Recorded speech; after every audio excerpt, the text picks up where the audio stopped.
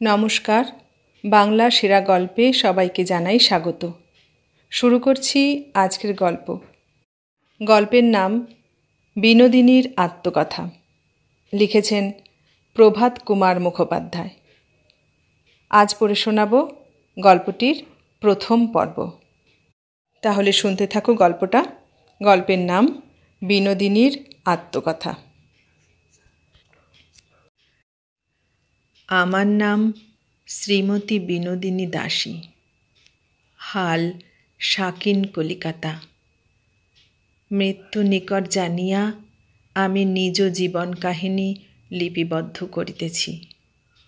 ইহা যদি কোনো দিন জনসমাজে প্রচারিত হয়, তবে আমার মতো অবস্থাপন্না বঙ্গরমণীগণ সাবধান হইতে পারিবেন।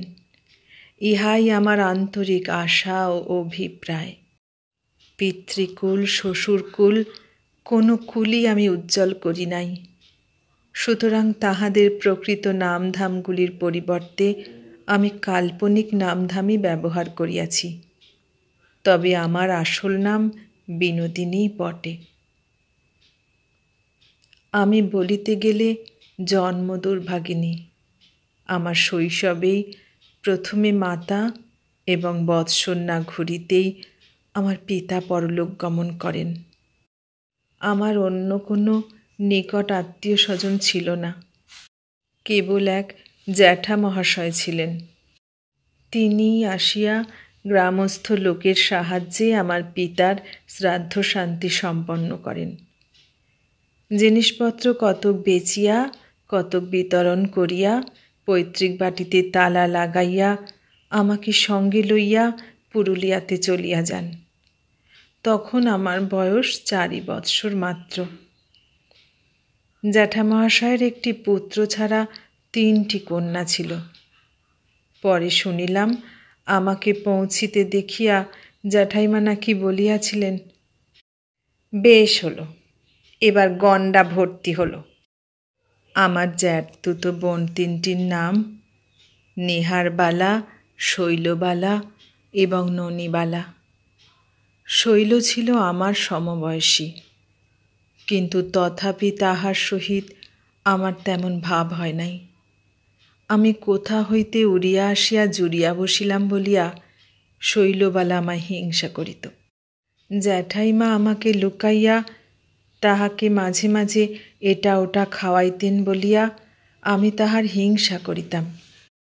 আর একটু বয়স হইলে, যখন আমরা বালিকা বিদ্যালয়ে ভর্তি হইলাম, তখন সে আমার চেয়ে ভালো পড়া বলিতে পারিত, ভালো প্রাইজ পাইত বলিয়া আমি তাহার হিংসা করিতাম, এবং তার চেয়ে আমার রং ফর্সা বলিয়া সে আমায় হিংসা করিত।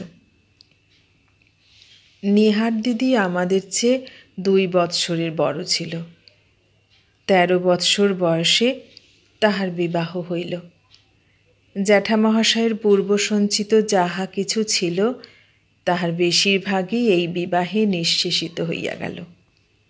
জ্যাঠাইমা তাহাকে বলিয়াছিলেন, একটির বিয়েতেই যা কিছু ছিল সব খরচ করে ফেললে, বাকিগুলি বেকার, তা কিছু ভেবেছ? জ্যাঠামহাশয় বলিয়াছিলেন, উপায় করবার মালিক আমিও নই, তুমিও নও। যে উপায় করনেওয়ালা সেই উপায় করবে, তুমি দেখে নিও। নিহার দিদির তো কিনারা হইয়া গেল, এবার আমার এবং শৈলের পালা। একজোড়া ভালো পাত্রের সন্ধান করিবার জন্য জ্যাঠামহাশয় নানা স্থানে চিঠি লিখিলেন। 2 বৎসর ধরিয়া এইরূপ অন্বেষণ চলল, কিন্তু একজোড়া তো দূরের কথা, মনের মতো অথচ দামে সস্তা একটি পাত্রও মিলিল না। আমাদের 2 বোনকে 13 বছরের ধিঙ্গি দেখিয়া জ্যাঠাইমা সর্বদা ম্রিয়মাণ হইয়া থাকিতেন, এবং এক একদিন জ্যাঠামহাশয়ের প্রতি চোখা চোখা বাক্যবাণ প্রয়োগ করিতেন। এই সময় নেহার দিদির শ্বশুর জ্যাঠামহাশয়কে পত্র লিখিলেন যে তাহার কনিষ্ঠ পুত্র শচীন্দ্রনাথ জামাইবাবুর ছোট ভাই গত ভাদ্র মাস হইতে ম্যালেরিয়া জ্বরে ভুগিয়া ভুগিয়া অস্থি চর্মসার হইয়াছে।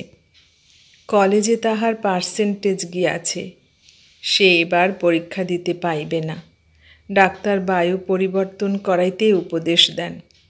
অতএব বৈবাহিক মহাশয়ের যদি অসুবিধা না হয়, তবে শীতের কয়টা মাস শচীন পুরুলিয়াতে থাকিয়া তাহার স্বাস্থ্যের উন্নতি করিতে পারে। জ্যাঠাইমার সহিত পরামর্শ করিয়া জ্যাঠামহাশয় শচীন্দ্রনাথকে আহ্বান করিলেন। পরে জানিয়াছিলাম, নিঃস্বার্থভাবে পরোপকার করিবার জন্য তাহারা এ কার্যে প্রবৃত্ত হন নাই। এই উপকারটুকুর বদলে শচীনের পিতাকে চক্ষুলজ্জার ফেরে ফেলিয়া সস্তায় শচীনকে জামাই করিয়া লইতে চেষ্টা করাই তাহাদের গোপন অভিসন্ধি ছিল। নীহার দিদি অনেক দিন পিত্রালয়ে আসেন নাই। তাহাকেও শচীনের সঙ্গে পাঠাইয়া দিতে অনুরোধ করা হইল। যথাদিনে দেবর সহ নীহার দিদি আসিয়া পৌঁছিলেন। শচীনের বয়স তখন 18-19 বৎসর। রংটি বেশ পরিষ্কার, মুখ চোখও সুগঠিত, এক কথায় বেশ সুশ্রী যুবা পুরুষ। তবে রোগে ভুগিয়া তাহার দেহকান্তি অনেকটা ম্লান হইয়া গিয়াছিল। মাসখানেক পুরুলিয়ায় থাকিয়াই শচীন তাহার স্বাস্থ্য, বল, কান্তি আবার ফিরিয়া পাইল। জ্যাঠাইমার সঙ্গে মাঝে মাঝে নীহার দিদির পরামর্শ হইতে লাগিল। শচীনের সহিত শৈলবালার বিবাহটি হইলেই বেশ হয়। শৈল আমার চেয়ে 3 মাসের বড় ছিল, সুতরাং প্রথম দাবি তাহারই সন্দেহ নাই। আমার কিন্তু সে কথাটা শুনিতে ভালো লাগিত না। সন্ধ্যাবেলায় তুলসীতলায় প্রদীপ দিয়া প্রণাম করিতে করিতে আমি মনে মনে বলিতাম, হে ঠাকুর, শৈলর সঙ্গে যেন শচীনের বিবাহ না হয়। প্রার্থনা আশ্চর্যভাবে অতি সত্বর সফল হইয়া গেল। এক ভদ্রলোক সপরিবারে পুরুলিয়াতে বায়ু পরিবর্তনে আসিয়াছিলেন। শৈলকে দেখিয়া এবং তাহার কোষ্ঠী নিজ পুত্রের কোষ্ঠীর সহিত মিলাইয়া শৈলকে তাহার এমনই পছন্দ হইয়া গেল যে একরূপ বিনা পণেই অগ্রহায়ণ মাসেই শৈলকে তিনি নিজ পুত্রবধূ করিয়া লইলেন। তখন আমি শুধু রইনু বাকি। ননীবালা 8 বৎসরের বালিকা মাত্র, তাহার কথা ধর্তব্য নহে। শৈল পুরুলিয়াতে শ্বশুরবাড়ির বাসায় থাকিতে লাগিল। মাঝে মাঝে অল্প সময়ের জন্য এ বাড়িতে আসিত। তাহার স্বামী কলেজ কামাই হইবে বলিয়া বিবাহের 1 সপ্তাহ পরেই কলিকাতায় চলিয়া গিয়াছিল। এখন জ্যাঠাইমা ও নীহার দিদিতে পরামর্শ হইল, বিনির সঙ্গে শচীনের বিয়েটি হলে বেশ হয়। যেদিন কথাটি আমি শুনিলাম, সেদিন কানে যেন আমার মধুবর্ষণ হইল। পরামর্শ ক্রমে মেয়ে মহল ছাড়াইয়া পুরুষ মহলে পৌঁছিল। পৌষ মাসে জ্যাঠামহাশয় শচীনের পিতাকে পত্র লিখিয়া আমার সহিত শচীনের বিবাহের প্রস্তাব করিলেন। এই পত্র রওনা হইবার পর হইতে শৈল আসিয়া শচীনকে আমার বর উল্লেখ করিয়া আমায় খ্যাপাইতে শুরু করিল। দিদির মুখে ঐরূপ শুনিয়া 8 বছরের ননীবালা ছুঁড়িটাও ওই বলিয়া খ্যাপাইত। শৈল তবু শচীনের অসাক্ষাতে বলিত। নির্বোধ ননীবালা একদিন তাহার সামনেই বলিয়া ফেলিল। শুনিয়া শচীন আমার দিকে চাহিয়া ফিক করিয়া একটু হাসিয়া সেখান হইতে চলিয়া গেল। আমি লজ্জায় মরিয়া গেলাম। ছি ছি। পত্রোত্তর আসিল। শুনিলাম দিদির শ্বশুর লিখিয়াছেন, মেয়েটির রূপগুণের কথা বধূমাতার প্রমুখাৎ পূর্বাবধি তিনি শ্রুত আছেন। পুত্রের বিবাহ দিতে তাহার অমত নাই। তবে ন্যূন সংখ্যা কত টাকা জ্যাঠামহাশয় দিতে পারিবেন তাহা জানিতে চাহিয়াছেন। কয়েকদিন কর্তাগিন্নিতে পরামর্শ চলিল। অবশেষে জ্যাঠামহাশয় উত্তর দিলেন, চিঠিখানা রওনা হবার পূর্বে লুকাইয়া আমি দেখিয়াছিলাম। বড় মেয়েটিকে যখন আপনার পুত্রবধূ করিয়াছিলেন, তখনই আমার সঞ্চিত অর্থ প্রায় নিঃশেষ হইয়া গিয়াছিল। তারপর সম্প্রতি আরেকটি মেয়ে পার করিয়াছি। তবে এ বৈবাহিক মহাশয়ের কৃপা ও উদারতা গুণে এবার অল্পেই রেহাই পাইয়াছি। তাই ভ্রাতুষ্কন্যার বিবাহে আমি 1000 টাকা ব্যয় করিতে পারিব, নচেৎ তাহাও আমার উপস্থিত ক্ষমতায় কুলাইত না। জানিবেন, এই টাকাও সমস্ত আমার ঘরে নাই, কিছু ঋণগ্রস্ত হইতে হইবে। আশা করি নিজ গুণে ইত্যাদি। আমার ঘাড়ে যে কি ভূত চাপিল, শচীন শচীন করিয়া আমি পাগল হইয়া উঠিলাম। সুবিধা পাইলেই আড়াল হইতে আমি তাহার পানে চাহিয়া থাকিতাম। আমার এই চুরি করে যাওয়া 2-1 দিন শৈল আসিয়া ধরিয়া ফেলিয়া আমায় ঠাট্টাও করিয়াছিল। আজকালকার নভেলে দেখিতে পাই, হিন্দু ঘরের ধেরে কেষ্ট মেয়েরা প্রায় অমুক দার সহিত অবাধে মেলামেশা করিয়া কোর্টশিপ চালাইতেছে। সেই দাদার সহিত কাহারও বা বিবাহ হইতেছে, কাহারও বা ফসকাইয়া যাইতেছে। আমাদের বাড়িতে কিন্তু সেরূপ হইতে পাইত না। শৈল আমি 2 জনেই সমত্ত মেয়ে। শচীনের সামনে বাহির হইতাম, তাহার সহিত আবশ্যক মতো 2-1টি কথা কহিতাম বটে, কিন্তু ওই পর্যন্ত। জ্যাঠাইমার সর্বদা সজাগ সাবধানতা ও কড়া শাসনে শচীনের সহিত আমাদের কিছুমাত্র মেলামেশার অবসর ছিল না। তথাপি শচীন এমনই দুষ্টু যে সুযোগ পাইলেই অন্যের অলক্ষিতে আমার পানে চাহিয়া হাসিত। একদিন বৈকালে ঘটনাক্রমে তাহার সহিত আমার নির্জনে সাক্ষাৎ হইয়াছিল। সেদিন শচীন শুধু হাসিয়াই ক্ষান্ত থাকে নাই, আমার গাল টিপিয়া দিয়াছিল।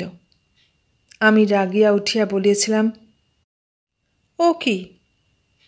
শচীন হাসিয়া বলিয়াছিল, দোষ কি? আমি যে তোর বর। আমি মনের আহ্লাদ মনেই গোপন করিয়া কৃত্রিম ক্রোধ ভরে সেখান হইতে পলাইয়া গিয়াছিলাম। শচীনকেই আমার স্বামী কল্পনা করিয়া অবোধ বালিকা আমি কত সুখের স্বপ্নই যে দেখিতাম, তাহা লিখিয়া শেষ করিতে পারিব না। এমন সময় আমার সাধের স্বপ্ন ভাঙিয়া চুরমার হইয়া গেল। শচীনের পিতা উত্তর দিলেন, 3000 টাকার কমে কিছুতেই তিনি পুত্রের বিবাহ দিতে পারিবেন না। শচীনকেও বাড়ি ফিরিয়া যাইতে তিনি কড়া হুকুম জারি করিলেন।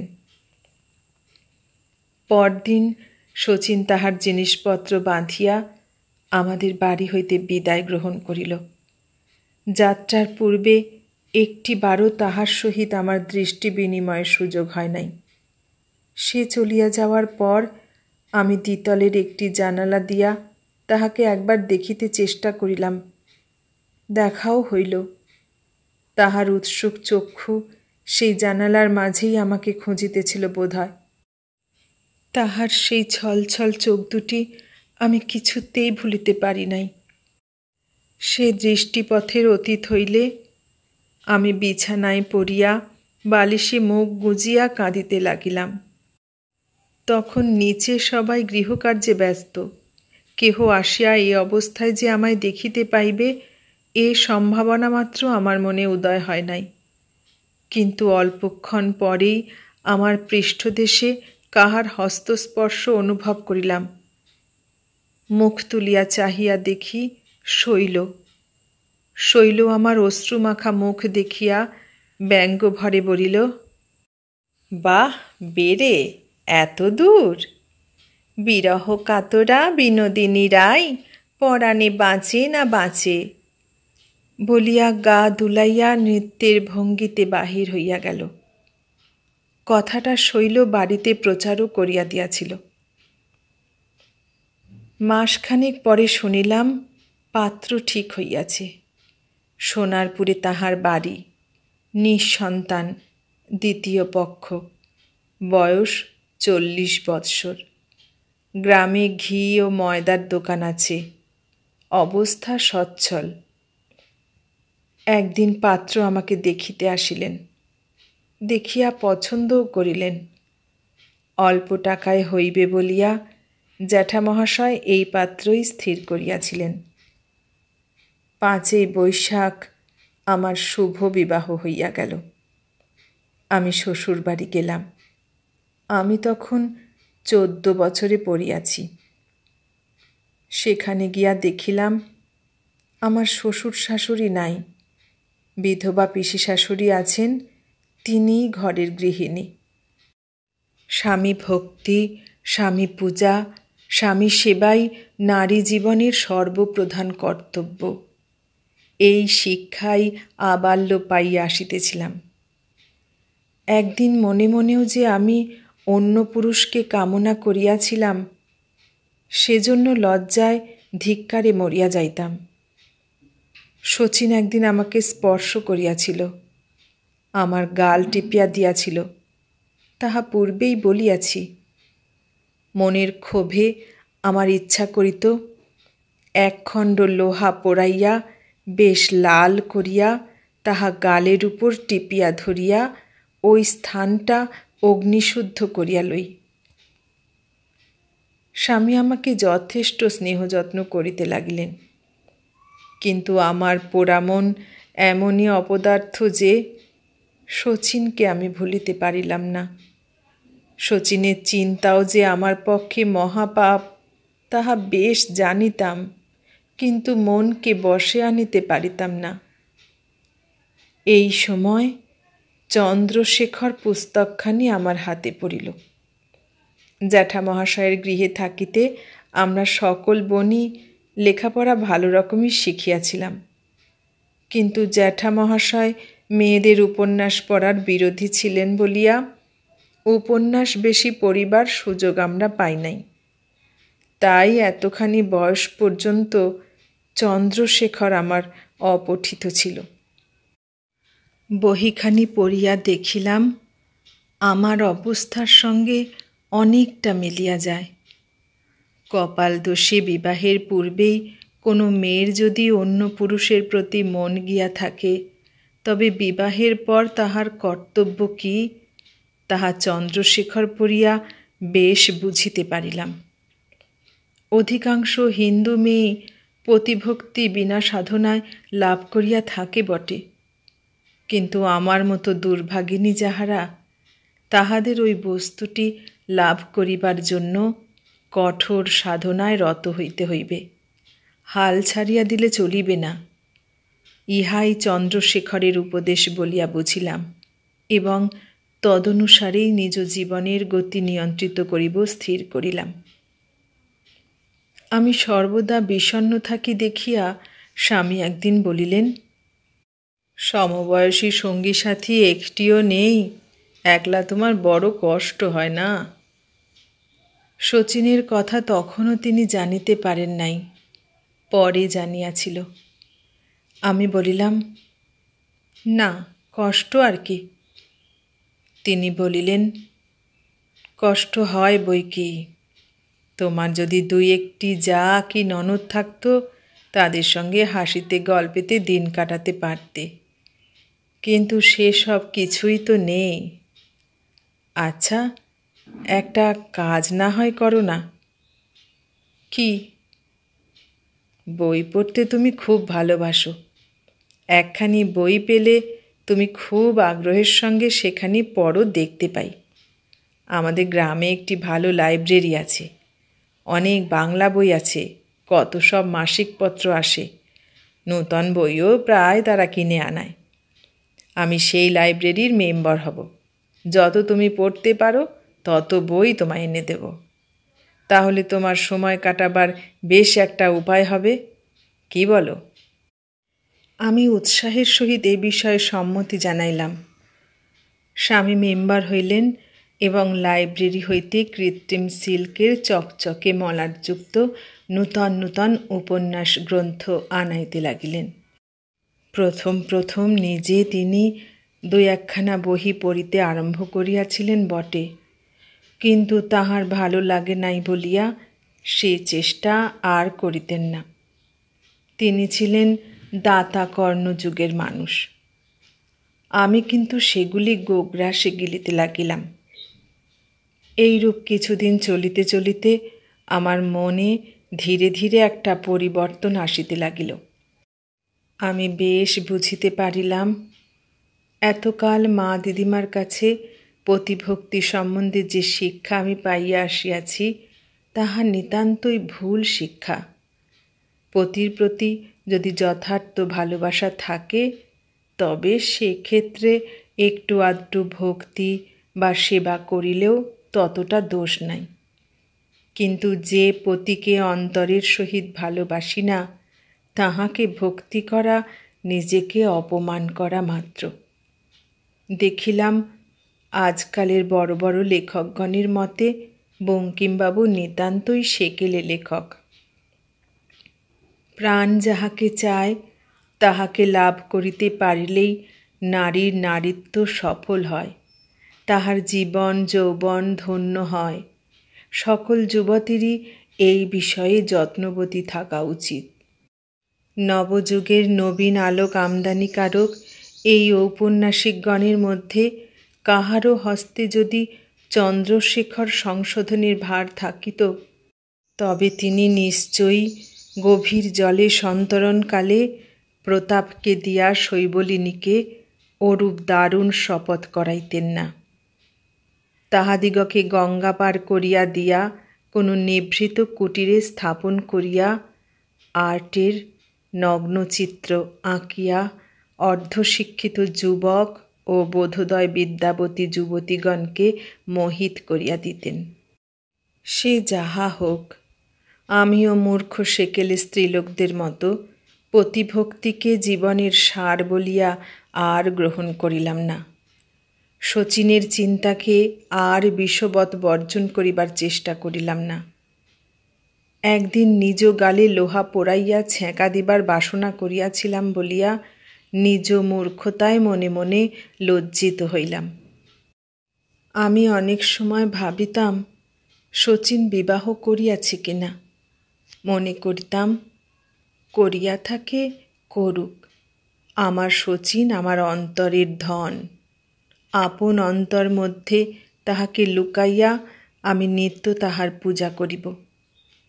কিন্তু এ জীবনে আমার নারীত্ব বিফল হইয়া গেল, ইহাই বড় আক্ষেপের বিষয়। একবার পুরুলিয়ায় গিয়া নিহার দিদির দেখা পাইলাম। শুনিলাম শচীন কলিকাতায় আইন পড়িতেছে। এখনও বিবাহ করে নাই। বিবাহে তাহার মন নাই। ছেলে MA BL পাশ করিলে পর বিবাহের বাজারে তাহাকে নিলামে তুলিবেন, এই অভিপ্রায়ে পিতাও পীড়াপিড়ি করেন না। পিতার অভিপ্রায় যাহাই হোক, শচীনের যে বিবাহে কোনো আগ্রহ নাই, ইহা হইতে বুঝিতে পারিলাম, আমি যেমন তাহাকে ভুলিতে পারি নাই, সেও তেমনি আজিও আমাকে ভুলে নাই। মনে বড় আহ্লাদ হইল। এবার পুরুলিয়ায় একটা অপ্রীতিকর ব্যাপার ঘটিয়াছিল। আমি মাসখানেক সেখানে থাকিবার পর স্বামী আমাকে আনিতে গিয়াছিলেন। সেই সময় তিনি জানিতে পারিয়াছিলেন যে শচীন আমাদের বাড়িতে থাকিত। তার সঙ্গে আমার বিবাহের কথা হইয়াছিল। আমি আড়ালে থাকিয়া লুকাইয়া লুকাইয়া শচীনকে দেখিতাম এবং বিবাহ ভাঙিয়া গিয়া সে চলিয়া যাওয়ার পর আমি কাঁদিয়া ভাসাইয়া দিয়াছিলাম। ননীবালা তাহাকে এই খবরগুলি দিয়াছিল, সম্ভবত শৈলরী শিক্ষানুসারে। সেই অবধি স্বামী মাঝে মাঝে শচীন সম্বন্ধে আমাকে রূঢ় কথা বলিতেন। একটা কুৎসিত সন্দেহ তাহার মনে জাগিয়াছিল।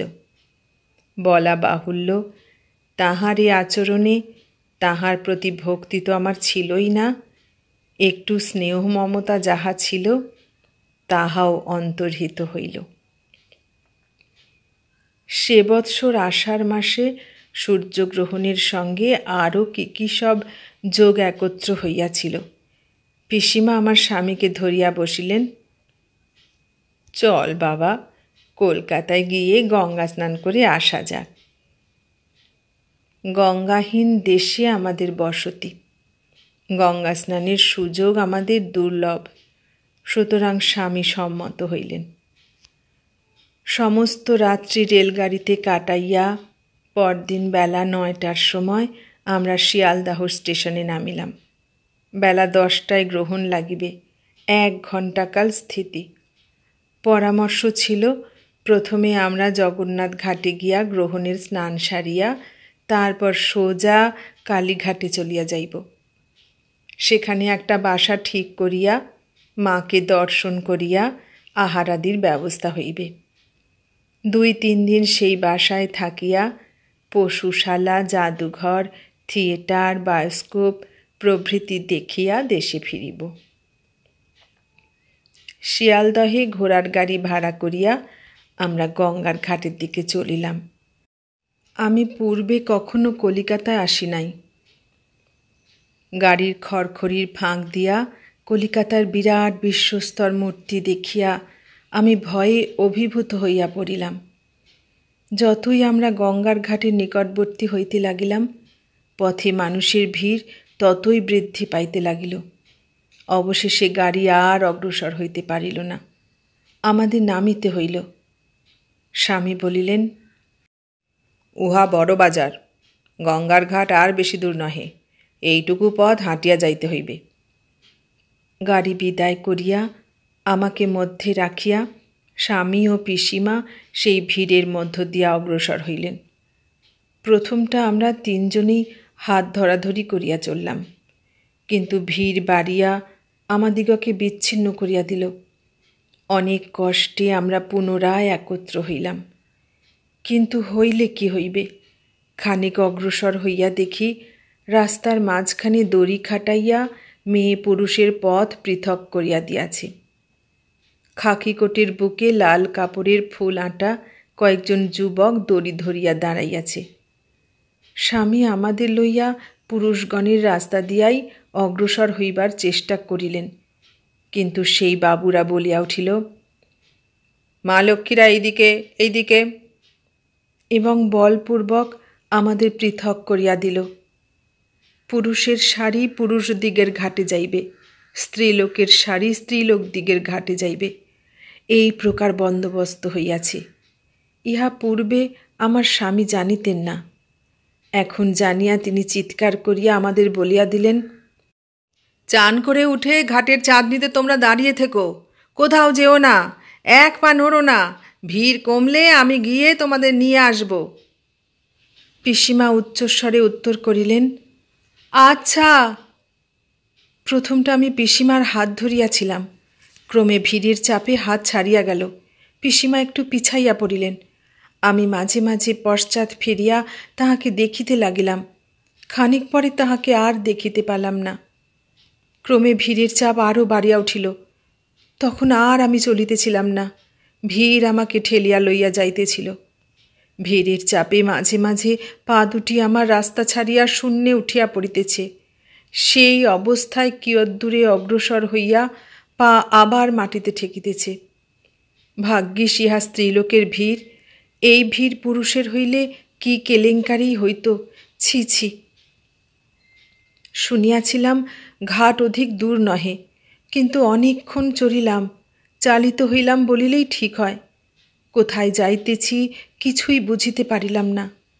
অবশেষে একটা ঘাটে গিয়া উপস্থিত হইলাম। তখন প্রাণটা যেন হাঁপ ছাড়িয়া বাঁচিল। দেখিলাম ঘাটের উপরে চাঁদনি রহিয়াছে। বুঝিলাম স্নানান্তে এইখানেই অপেক্ষা করিতে হইবে। গঙ্গা তীরে দাঁড়াইয়া পিসিমার আশায় চাহিয়া রহিলাম। অনেকক্ষণ অপেক্ষা করিলাম, কিন্তু তাহাকে দেখিতে পাইলাম না। তখন আমি জলে নামিলাম। অন্য সকলের সঙ্গে আমিও স্নান করিতে লাগিলাম এবং চারিদিকে চাহিয়া পিসিমাকে খুঁজিতে লাগিলাম। আসিবার সময় ভিড়ের মধ্যে 2-3 জন স্ত্রীলোকের সর্দি গর্মি হইয়াছিল। দেখিয়াছিলাম খাকি কোটের উপর লাল ফুল পরা যুবকেরা ভিড় সরাইয়া তাহাদিগকে কাঁধে করিয়া কোথায় লইয়া গিয়াছিল। ভাবিলাম, পিসিমারও কি সেইরূপ হইল নাকি? আহা, বুড়ো মানুষ, দুর্বল শরীর, হায় হায়, এইরূপ অপঘাত মৃত্যুই কি শেষে তার অদৃষ্টে লেখা ছিল? যাহা হোক, আমি স্নান করিয়া তীরে উঠিয়া চাঁদনিতে গিয়া দাঁড়াইলাম। তখনও হুড়হুড় করিয়া স্নানার্থিনী রমণীরা আসিতেছে। আমি ভিজা কাপড়ে সেইখানে দাঁড়াইয়া দুরু দুরু ব্যাকুল হৃদয়ে পিসিমাকে খুঁজিতে লাগিলাম। ক্রমে দেখিলাম স্নানার্থিনীদিগের প্রবাহ মন্দীভূত হইল। স্নান করিয়া যাহারা ফিরিয়া যাইতেছে তাহাদের সংখ্যা বাড়িতে লাগিল। তবে আর পিসিমার আসিবার আশা কি? ভয়ে আমার কান্না পাইতে লাগিল, হাত পা ঠক ঠক করিয়া কাঁপিতে লাগিল। আমি সেইখানে শানের উপর বসিয়া পড়িলাম। বোধহয় পুরা আধ ঘণ্টা কাল আমি এইভাবে সেই চাঁদনিতে বসিয়াছিলাম। কখনো মুখ ঢাকিয়া কাঁদি, কখনো ব্যাকুল নয়নে চারিদিকে চাহিয়া দেখি। স্বামী যে বলিয়াছিলেন স্নানান্তে আসিয়া আমাদের লইয়া যাইবেন, তিনি বা বিলম্ব করিতেছেন কেন? এইরূপ দুশ্চিন্তায়, ক্রন্দনে ও অন্বেষণে কতক্ষণ কাটিয়া গেল তাহা আর আমার হুঁশ রহিল না। আমি মুখ ঢাকিয়া কাঁদিতেছিলাম। হঠাৎ আমার কানে গেল, কে গো তুমি বসে কাঁদছ? তুমি কি হারিয়ে গেছ? পরিচিত কণ্ঠস্বর। আমি চমকিয়া মুখ তুলিয়া চাহিলাম। যাহা দেখিলাম তাহাতে হঠাৎ আমার চক্ষুকে বিশ্বাস করিতে পারিলাম না। যদি ইহা স্বপ্ন না হয়, তবে আমার সম্মুখে দাঁড়াইয়া শচীন। গায়ে তার খাকি রঙের কোট, বুকে লাল কাপড়ের ফুল, সেফটিপিন দেয়া আঁটা, পায়ে বুট জুতা, ধুতিখানি মালকোঁচা বাঁধা। আমরা উভয়ে অবাক হইয়া পরস্পরের মুখপানে চাহিয়া আছি। হঠাৎ শচীন বলিয়া উঠিল, বিনোদিনী। 3 বৎসর পরে আবার তাহাকে দেখিলাম। সজল নেত্রযুগল তাহার পানে স্থাপন করিয়া বলিলাম, শচীন। শচীন বলিল, ব্যাপার কি, শীঘ্র বলো, এখানে তুমি কি করে এলে? আমি ব্যাপারটা তাহাকে বুঝাইয়া দিলাম। সে শুনিয়া বলিল, কিন্তু এটা তো জগন্নাথ ঘাট নয়, এ যে বাবুঘাট। বুঝেছি, ভিড়ের মধ্যে পড়ে জগন্নাথ ঘাট ছাড়িয়ে তুমি এত দূরে চলে এসেছ। তোমার স্বামী তোমায় জগন্নাথ ঘাটেই খুঁজবেন, এখানে তো আসবেন না। আমি ব্যাকুলভাবে বলিয়া উঠিলাম, তাহলে কি হবে শচীন? শচীন বলিল, ভয় কি, আমি একটা ব্যবস্থা করছি। তোমার স্বামীকে খুঁজে দিতে পারি না পারি, দেশে তো তোমায় পৌঁছে দিতে পারবো। তুমি এক কাজ করো, এইখানে একটু বসে থাকো, আমি একখানা গাড়ি ডেকে আনি। খবরদার এখান থেকে এক পা নড়ো না, তাহলে আর আমি তোমায় খুঁজে পাব না। বলিয়া সে ক্ষিপ্রপদে ভিড়ের মধ্যে অদৃশ্য হইল। প্রায় 10 মিনিট পরে শচীন গাড়ি আনিয়া আমায় বলিল, এসো, গাড়িতে ওঠো। আমি উঠিলে গাড়োয়ানকে জগন্নাথ ঘাট আদেশ দিয়া শচীন গাড়িতে উঠিয়া বসিল। আমি যেদিকে বসিয়াছিলাম তাহার উল্টা দিকে সে বসিল। গাড়ি জগন্নাথ ঘাটের উপর আসিয়া দাঁড়াইল। শচীন নামিয়া গাড়ির নম্বর তাহার পকেট বুকে টুকিয়া লইয়া গাড়োয়ানকে বলিল, তুম হিয়া খড়া রাহো, হাম আভি আতা হ্যায়। বলিয়া সে ঘাটের দিকে নামিল। প্রায় 10 মিনিট পরে শচীন ফিরিয়া আসিয়া বলিল, আমি ঘাটে গিয়া মশাই কার পরিবার হারিয়েছে, কার পরিবার হারিয়েছে বলে কত চিৎকার করলাম, কই কেউ তো কোনো উত্তর দিলে না। তোমার স্বামী এখানে নেই, বোধহয় তোমায় খুঁজে না পেয়ে তিনি চলে গিয়ে থাকবেন। কি বলিব আমি কিছুই বুঝিতে পারিলাম না। আমার চিন্তা শক্তি লুপ্ত হইয়াছিল। আমি মাথাটি হেঁট করিয়া নীরবে বসিয়া রহিলাম। শচীন রাস্তায় দাঁড়াইয়া কি ভাবিল। তাহার পর গাড়ির খড়খড়িগুলো একে একে সব উঠাইয়া দিয়া গাড়োয়ানকে বলিল, চলো বউবাজার। বলিয়া সে উঠিয়া গাড়িতে বসিল। গাড়ি চলিতে লাগিল। আমি যে দিকটায় বসিয়াছিলাম শচীন এবারও তাহার বিপরীত দিকেই বসিল। বসিয়া বলিল, বিনি, তুই বড় হয়েছিস। আমি প্রথমটা তোকে দেখে চিনতেই পারিনি যে। পুরুলিয়াতে ইদানিং শচীন আমাকে ও শৈলকে তুই বলিয়াই কথা কহিত। উত্তর করিলাম, চিরকালই কি ছোট থাকব? শচীন বলিল, তোর বিয়ের খবর আমি বৌদিদির কাছেই শুনেছিলাম। ছেলেপিলে হয়েছে? না। কেন? এই কেনর আমি কি উত্তর দিব কিছুই স্থির করিতে পারিলাম না। নীরবে অবনত মুখে বসিয়া রহিলাম। খড়খড়িগুলার কোনো কোনো পাখি ভাঙা ছিল, তাই সেগুলি বন্ধ থাকা সত্ত্বেও ভিতরে কিছু আলো ছিল। আমি একবার মুখ তুলিয়া দেখিলাম শচীন আমার পানে মুগ্ধ দৃষ্টিতে চাহিয়া আছে। আমি জিজ্ঞাসা করিলাম, গাড়ি কোথায় যাচ্ছে? আমার বাসায়। তোমার তো মেসের বাসা, সেখানে 5 জন পুরুষ মানুষের মধ্যে আমায় রাখবে কোথায়? শচীন বলিল, না রে, সেখানে কি তোকে রাখবো? আমার জিনিসপত্র কতক নেবার জন্য যাচ্ছি। তারপর আরেক জায়গায় নিয়ে গিয়ে তোকে খাওয়াবো দাওয়াবো, তারপর দুজনে পরামর্শ করে যা করতে হয় করা যাবে। ভাবিলাম শচীন আমাকে কোথায় লইয়া চলিল। ভয়ে আমার বুকের ভিতরটা গুরু গুরু করিতে লাগিল। শচীন খড়খড়ির ফাঁক দিয়া রাস্তার পানে চাহিয়াছিল। কিয়ৎক্ষণ পরে হাঁকিল, এই কোচম্যান, ওই সামনের বাড়ি রোখো। গাড়ি দাঁড়াইল। শচীন বলিল, তুমি চুপটি করে গাড়ির মধ্যে বসে থাকো, আমি উপরে গিয়ে আমার বাক্স আর বিছানাটা নিয়ে আসি। গাড়ির দরজা খুলিয়া শচীন নামিয়া গেল। 5 মিনিট পরে পদশব্দ শুনিতে পাইলাম। খড়খড়ির ফাঁকে দেখিলাম একজন চাকর একটা মাঝারি আকারের বাক্স ঘাড়ে করিয়া আনিয়াছে। বাক্সটা সে গাড়ির ছাদে তুলিয়া দিল। শচীন তাহাকে বলিল, বিছানা আর সো বাইঠো, লে আও জলদি। চাকর চলিয়া গেলে গারোয়ান জিজ্ঞাসা করিল, আব কাহা জানে হোগা বাবু? শচীন বলিল, শিয়ালদা স্টেশন কে পাস।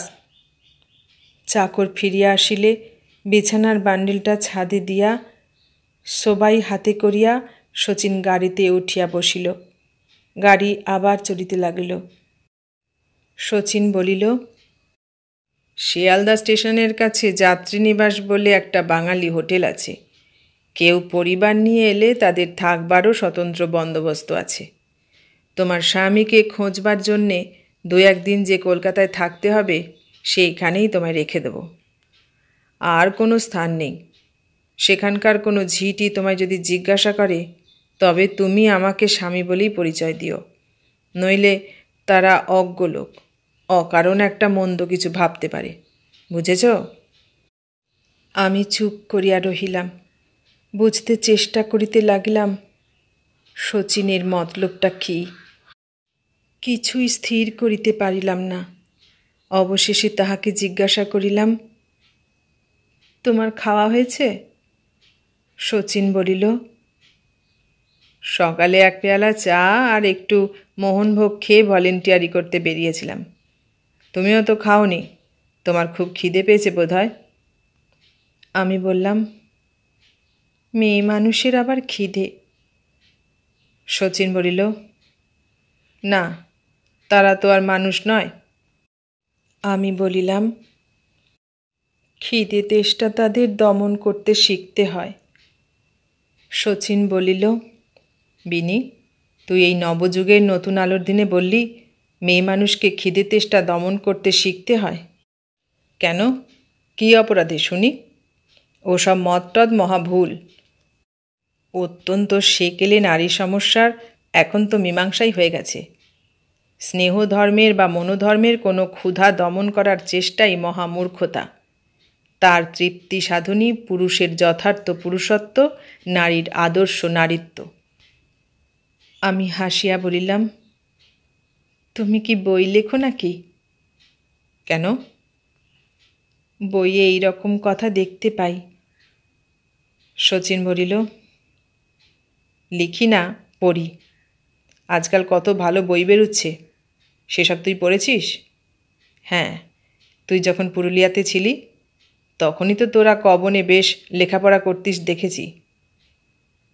বলিয়া কয়েকখানা পুস্তকের নাম করিয়া সে জিজ্ঞাসা করিল, এইসব বই তুই পড়েছিস? আমি বলিলাম, পড়েছি, 2-3বার করে পড়েছি। বহিগুলির নাম আজ 7 বৎসর পরে উল্লেখ করা নিষ্প্রয়োজন, কারণ যদিও তখন সেগুলি সাহিত্যকাশের ধ্রুব নক্ষত্র, নবযুগের বিজয়স্তম্ভ, মনুস্তত্ত্বের মনুমেন্ট বলিয়া বিঘোষিত হইয়াছিল, লেখকগণ অমর আখ্যা লাভ করিয়াছিলেন, সেগুলির নাম এখন শোনা যায় না। এমনকি গুরুদাসবাবুদের ক্যাটলগে অথবা চৈতন্য লাইব্রেরির পুস্তক তালিকাতেও দেখিতে পাই না। এতক্ষণ শুনলে প্রভাতকুমার মুখোপাধ্যায়ের লেখা বিনোদিনীর আত্মকথা গল্পটির প্রথম পর্ব। গল্পটা কেমন লাগছে? ভালো লাগলে লাইক, কমেন্ট, শেয়ার করো, আর নতুন বন্ধু হলে সাবস্ক্রাইব করার অনুরোধ রইল। সবাইকে অনেক ধন্যবাদ জানিয়ে আজ এখানেই শেষ করলাম।